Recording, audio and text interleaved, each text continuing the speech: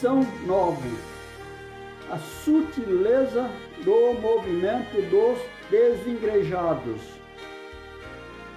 Aula presencial prevista para 28 de agosto de 2022. Texto áureo.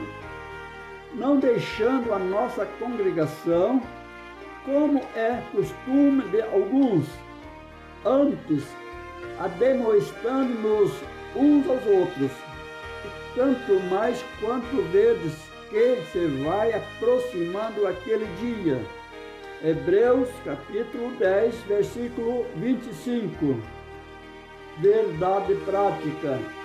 O movimento dos desigrejados deve ser visto como um desvio da verdadeira espiritualidade que é expressa no contexto da verdadeira igreja. Leitura bíblica em classe.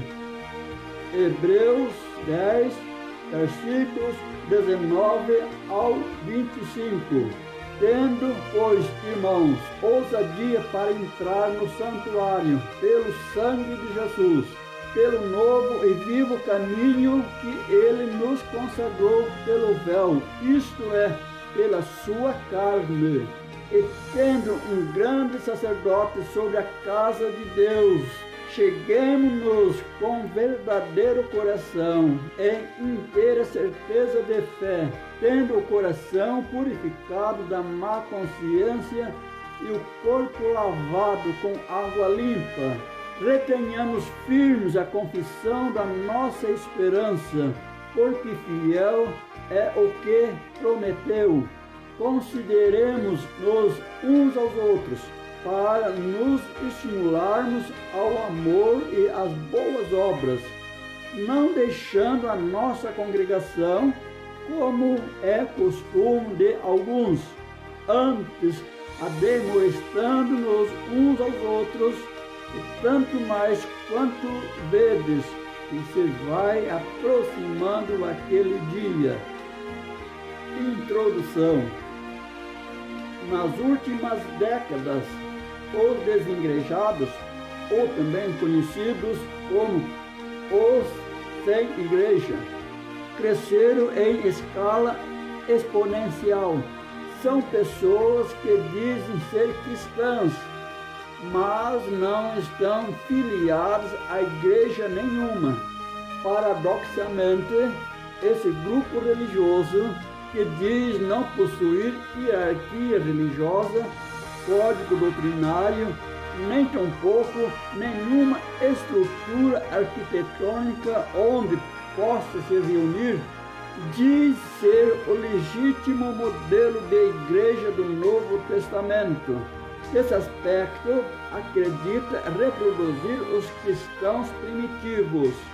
As outras igrejas, por possuírem estrutura organizacional, são consideradas como apóstatas ou desvios do modelo original mostrado no Novo Testamento.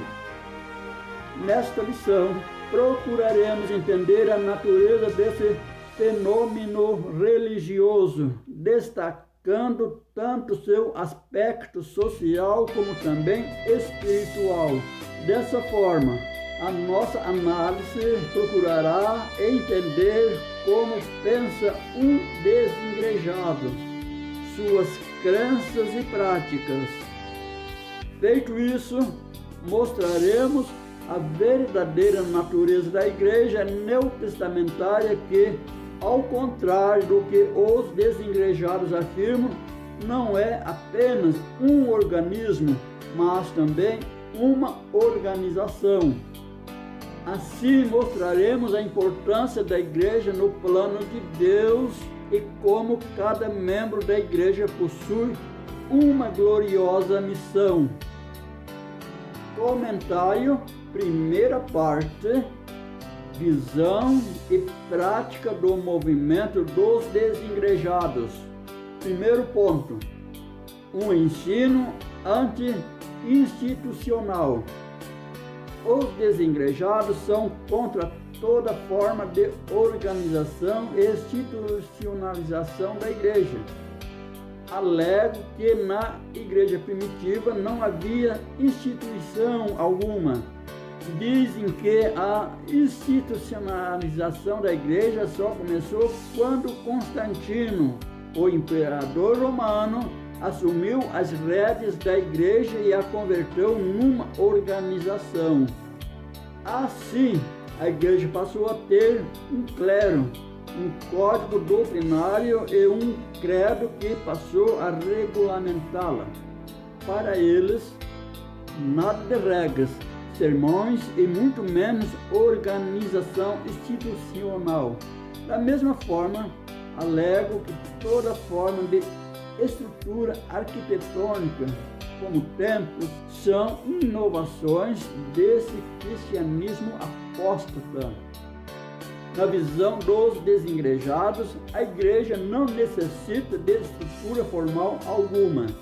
Ela pode, por exemplo, ser encontrada em uma lanchonete ou em um café da esquina quando dois desigrejados se encontram. É evidente que a igreja existe fora de uma estrutura física e arquitetônica. Contudo, a não utilização de templos por parte dos cristãos primitivos se deu por razões contextuais. Confere Atos capítulo 1, versículos 6 ao 14. Estavam debaixo de perseguição e não tinham morada certa, além do fato de serem extremamente carentes. Naquele contexto, a igreja nos lares era perfeitamente justificável. Confere Romanos 16, versículos 3 a 5. Contudo, não há nada na Bíblia que deponha contra o uso de templos ou casas de oração. Se o propósito de um templo é congregar o povo para adorar ao Senhor, o que há de errado nisso? Segundo ponto, um ensino anticlerical. Se por um lado os desigrejados são contra toda a forma de institucionalização da igreja, por outro, são contra também todo e qualquer sistema de governo da igreja. Isso significa que os sem igreja são contra, por exemplo, presbíteros, diáconos, bispos e pastores. Confere Efésios 4, 11 a 14. Acredito que na igreja primitiva não havia organização nenhuma e muito menos qualquer estrutura clerical. Na verdade, os desigrejados não gostam de estar debaixo de liderança alguma. Da mesma forma que são contra o institucionalismo e toda forma de estrutura arquitetônica para a igreja, não aceito que alguém esteja na posição de autoridade sobre eles. Acredito que, agindo assim, estão vivendo de acordo com o modelo da igreja primitiva. Hebreus 13, versículo 17. Comentário, segunda parte. Primeiro ponto, um organismo. Sobre a natureza da igreja neotestamentária, devemos observar primeiramente que ela é um organismo vivo. Efésios capítulo 1, versículos 22 e 23. Nesse sentido, a igreja é o corpo de Cristo. 1 Coríntios 12, 27. Assim, a igreja é formada por todas as pessoas convertidas a Cristo, que pertencem a diferentes povos, tribos e línguas. Não há acepção de pessoas. Atos 10, 34 e 35. Com um organismo vivo e espiritual, a igreja existe a parte de estatutos, templos ou qualquer estrutura social ou governamental humana. Ela existe, por exemplo, fora das estruturas arquitetônicas. Contudo, possuir essas estruturas físicas hoje não constitui um pecado ou desvio do Evangelho, como quer nos fazer acreditar os desigrejados. A repulsa dos sem igreja pelas estruturas arquitetônicas ou por qualquer forma institucional se dá mais por razões de insubmissão do que zelo pelo Evangelho. Segundo ponto, uma organização. Os desigrejados alegam pertencer à igreja puramente orgânica. Contudo, biblicamente não existe organismo sem organização, função sem forma, igreja sem um mínimo de institucionalização. Assim como o corpo humano, que é um organismo vivo, com tudo organizado, a igreja também possui organização. 1 Coríntios capítulo 12. A igreja primitiva, por exemplo, tinha um sistema de governo formado por apóstolos, profetas, evangelistas, presbíteros, diáconos, pastores e mestres. Efésios 4, 11, Atos 6, 1 a 6, Atos 14 e 23. Essa mesma igreja possuía seu código doutrinário, Atos 2, 42 a 47, e disciplinar, 1 Pedro 3, 5 e 6 e 2 Tessalonicenses 3 e 6. Ninguém vivia isoladamente da maneira que queria, Hebreus 10, 25. Isso pode ser visto no primeiro concílio ou convenção feita pela igreja primitiva, Atos 15, em que o colegiado apostólico, juntamente com o presbitério, tomou medidas para regular e disciplinar a igreja que enfrentava problemas de natureza doutrinária. Portanto, querer uma igreja sem liderança, sem regras e disciplina, além de ser um mito, é também uma heresia. Comentário, parte 3. Primeiro ponto. A igreja como família de Deus. A igreja é a família de Deus. Efésios 2,19. Como família de Deus, a igreja tem Cristo como seu cabeça. Contudo, como acontece com toda a família, a igreja também possui comando, direção e regras às quais deve se submeter. Os cristãos verdadeiros, portanto, como acontecia na igreja do primeiro século, devem se reunir para adorar Jesus Cristo como o Senhor da igreja. É nesse contexto que acontece a integração do crente na igreja local. O importante nisso tudo é o sentimento de pertencimento ao corpo de Cristo que o grupo proporciona. Não podemos ser igreja sem sermos antes uma família. Nesse aspecto, a igreja deve disciplinar seus membros e fomentar a comunhão uns com os outros. O sentimento de irmandade, respeito e reconhecimento mútuo deve dominar o ambiente da igreja local. Efésios capítulo 2, versículo 15 e 16. Ponto 2. A igreja como testemunha da salvação. Se por um lado o apóstolo Paulo chamou a igreja de família de Deus, Efésios 2,19, por outro lado, esse mesmo apóstolo apresentou com que fim essa família foi criada, para que agora, pela igreja, a multiforme sabedoria de Deus seja conhecida dos principados e potestades nos céus. Efésios 3 e 10. Deus criou a igreja com o propósito de ser uma família cuja missão é proclamar a sua abundante graça. De fato, o apóstolo Pedro disse que a missão da igreja é proclamar as virtudes daquele que nos chamou das trevas para a sua maravilhosa luz.